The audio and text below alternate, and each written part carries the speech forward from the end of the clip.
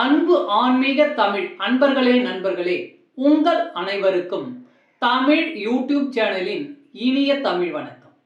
தாய்மொழியால் இணைவோம், தாய்மொழியை வளர்ப்போம். வாழ்க தமிழ், வளர்க தமிழ்.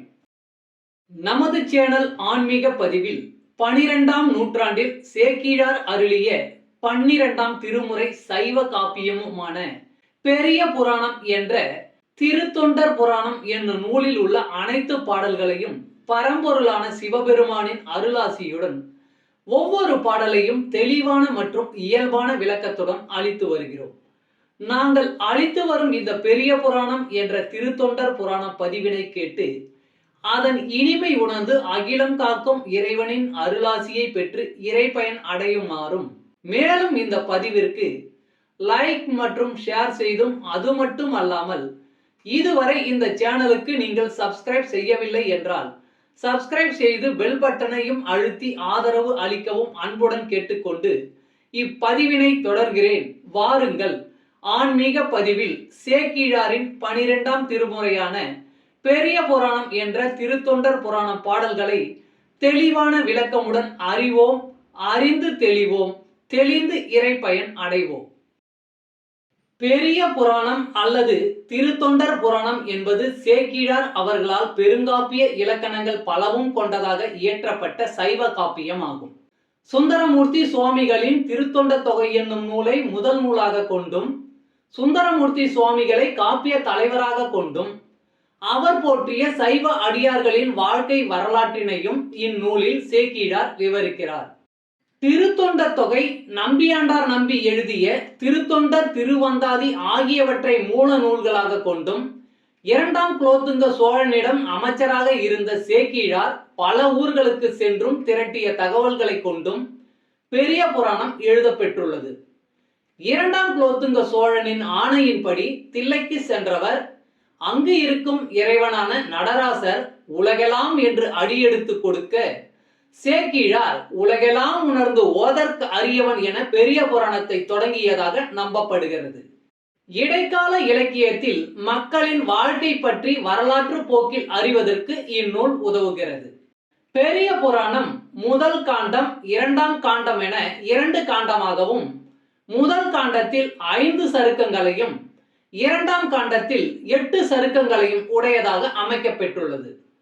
சுந்தரமூர்த்தி சுவாமிகளின் திருத்தொண்ட தொகையில் இடம்பெற்றுள்ள பாடல்களின் முதல் வரியே சருக்கங்களின் பெயர்களாக உள்ளது. காப்பிய கதையானது கைலாயத்தில் தொடங்க பெற்று சைவ அடியார்களின் வாழ்க்கையை விவரித்து இறுதியாக கைலாயத்தில் முடிகிறது.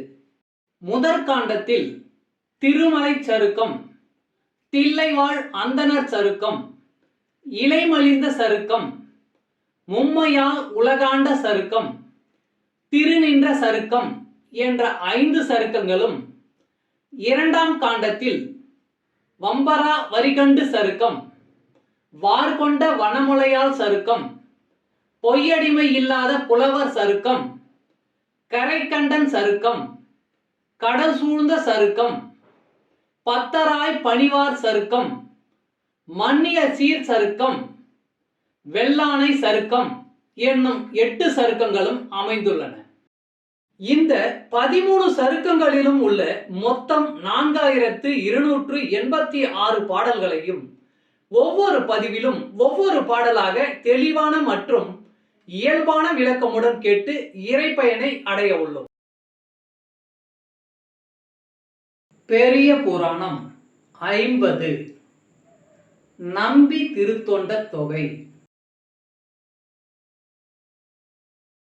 உலகம் உய்யவும் சைவம் நின்று ஓங்கவும் அழகில் சீர் நம்பி ஆரூரர் பாடிய நிலவு தொண்டர் தம் கூட்டம் நிறைந்துரை குலவு தன்புணல் நாட்டணி கூறுவாம். உலகம் உய்யவும் சைவம் நின்று ஓங்கவும் அழகில் சீர் நம்பி ஆரூரர் பாடிய நிலவு தொண்டர்தம் கூட்டம் நிறைந்துரை குலவு தன்புணல் நாட்டணி கூறுவாம். பாடலின் விளக்கம். உலகம் உய்தி பெறவும் சைவம் தழைத்தோங்கவும் நம்பி ஆரூரர் பாடிய தொண்டர் கூட்டம் நிறைந்து வாழும் புனல் நாட்டின் அழகினை இனி கூறுவோம். இங்கே புனல் நாடு என்பது சோழ நாட்டினை குறிக்கும். திருச்சிற்றம்பலம். தமிழ் அன்பர்களே, நண்பர்களே, இன்றைய ஆன்மீக பதிவில் சேக்கிழார் அருளிய சைவ காப்பியமான பெரிய புராணம் என்ற திருத்தொண்டர் புராணம் என்னும் நூலில் உள்ள பாடலை தெளிவான விளக்கமுடன் உங்களுக்காக அளித்ததில் நான் மிகவும் பெருமை கொள்கிறேன். இப்பதிவில் அளிக்கப்பட்ட சைவ காப்பியமான பெரிய புராணம் என்ற திருத்தொண்டர் புராணம் பாடலின் விளக்கம் யான் அறிந்து கொண்டவை. யான் அறிந்த இந்த காப்பியத்தை நீங்களும் அறிந்து இறை பயன் பெற வேண்டும் என்பதற்காக இங்கே அளித்துள்ளேன். யான் அளித்த இப்பதிவானது ஏதேனும் ஒரு வகையில் உங்களுக்கு உதவும் என்று நான் மிகவும் நம்புகிறேன். மேலும் இப்பதிவினை கேட்டு இன்புற்று அதன்படி நீங்கள் இறை பயன் பெற்றால் அதில் எனக்கு மிக்க மகிழ்ச்சியே. வாழ்க வளமுடன். சர்வம் சிவமயம். இறையருள் பெறுவோம், இன்பமாய் வாழ்வோம். அன்பு ஆன்மீக தமிழ் அன்பர்களே, நண்பர்களே, இவ்வீடியோ பதிவினை கேட்டு இன்புற்று ஆதரவு அளித்த அனைத்து தமிழ் உள்ளங்களுக்கும் எங்கள் உள்ளம் கனிந்த நன்றி.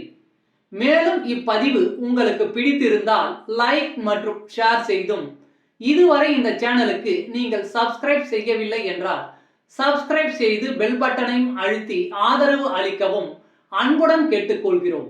மிக்க நன்றி. அடுத்த பதிவில் உங்களை விரைவில் சந்திக்கும் வரை உங்களிடமிருந்து விடை பெறுவது தமிழ் யூடியூப் சேனல்.